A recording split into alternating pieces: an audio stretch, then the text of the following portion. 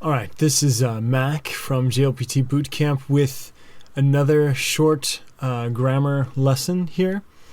This time we're going to be talking about the ni particle.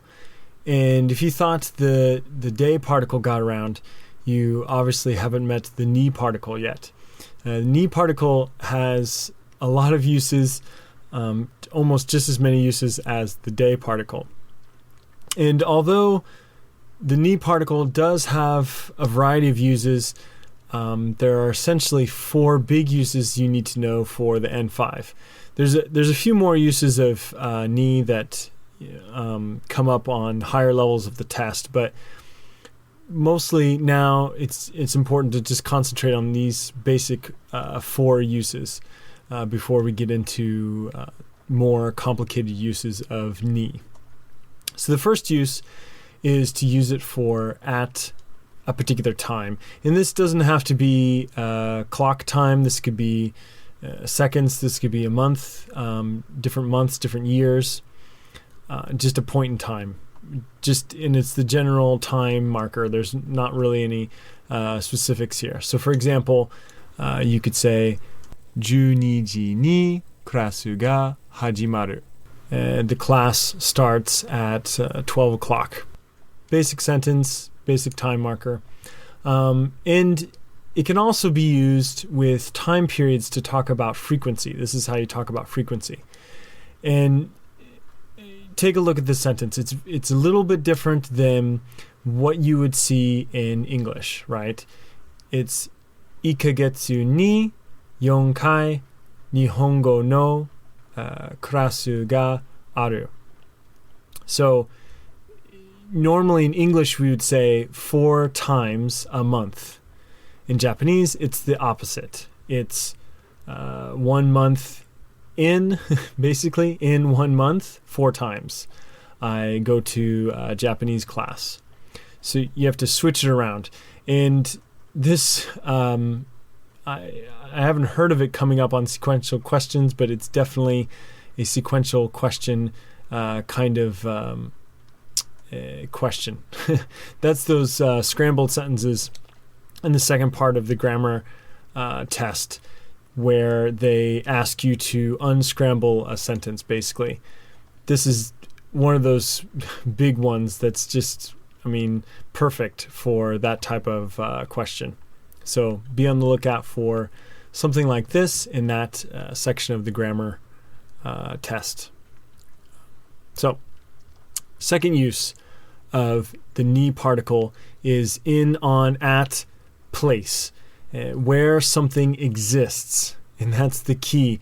Not where something is happening, because that would be the day particle. But the ni particle marks where something exists, where something is, basically. In this example, it's for a pen. テーブルにペンがあります. So the pen is on the table. Pretty basic stuff. And there's not really too many exceptions to this, any strange things about it. Just basically if there's, at the end of the sentence, if there's arimasu or imasu, to exist, or aru or iru in their plain forms, then you would use ni to talk about the existence of something. In most sentences, there are some exceptions to that, but you probably won't see them at the N5 level. Basically, just keep in mind if you see arimasu or imasu, that's for living things to exist, then you would use the ni particle to mark where they are. So, real quick pop quiz. Can you translate this sentence from English into Japanese? I go for a walk once a week. I go for a walk once a week. In Japanese, that would be 1週間に1回散歩します. So, again, that's that twisted around kind of frequency.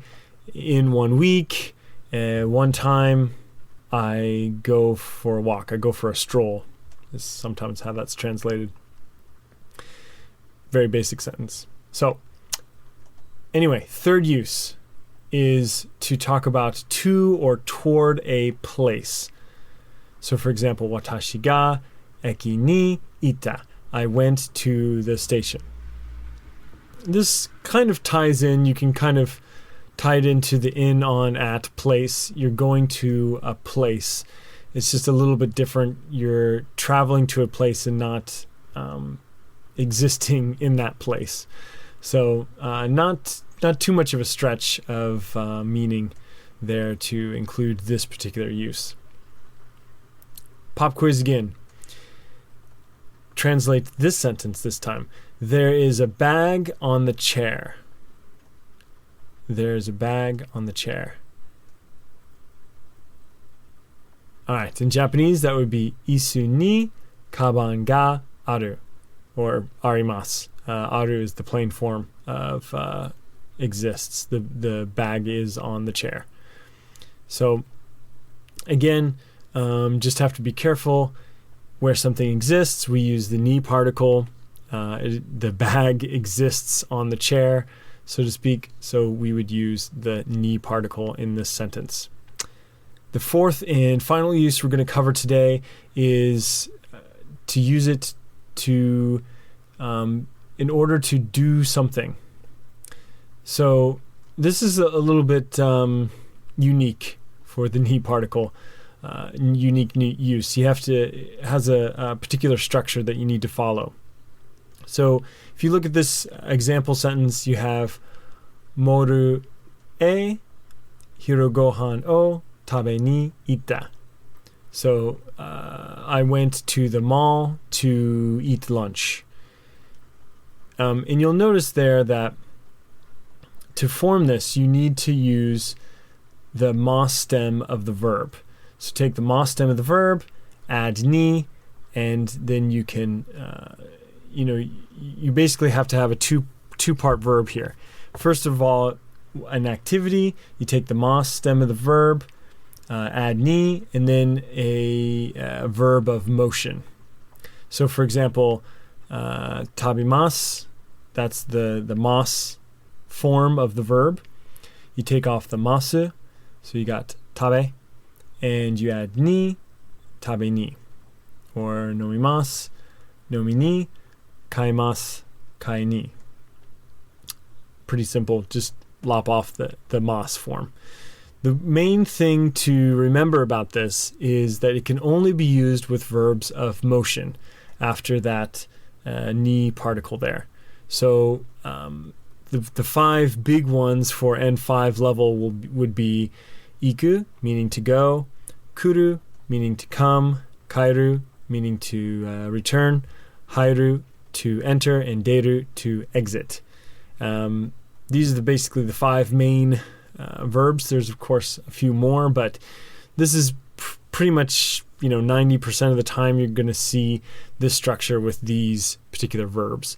So other verbs that seem like motion verbs but aren't actually motion verbs, they're more they're describing the way of moving more than the direction that you're moving. So when I talk about verbs of motion, it's more the direction that you're going more than the activity. So for example, aruku, to walk, cannot be used in this structure.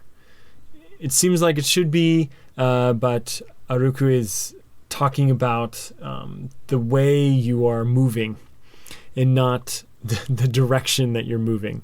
So if you kind of think about those five verbs that I went over, to go, to come, to return, to enter, to exit, it's more of a direction that you're going and not an activity that you're doing. And so try to keep that in mind. If you're moving in a particular direction, you can use ni with in this particular structure. So it kind of ties in with the third use, to or toward a place. You can use ni, so you're moving towards doing that, moving towards the station, or moving towards eating or drinking or buying. If you can kind of think of it that way. Helps you to remember the use. So speaking of remembering the uses, do you remember all of the uses of ni? There's 4 of them. First one, at time. This is the general time marker. Not a lot of specifics there, just marks a time. It can be a month, it can be a day, it could be a season, optionally. It could be a lot of different times. Anything that can be represented as a number.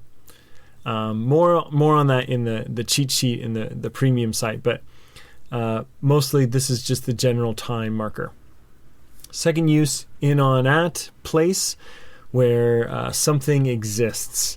Again, this is a little bit different than day, where an action takes place. I go over I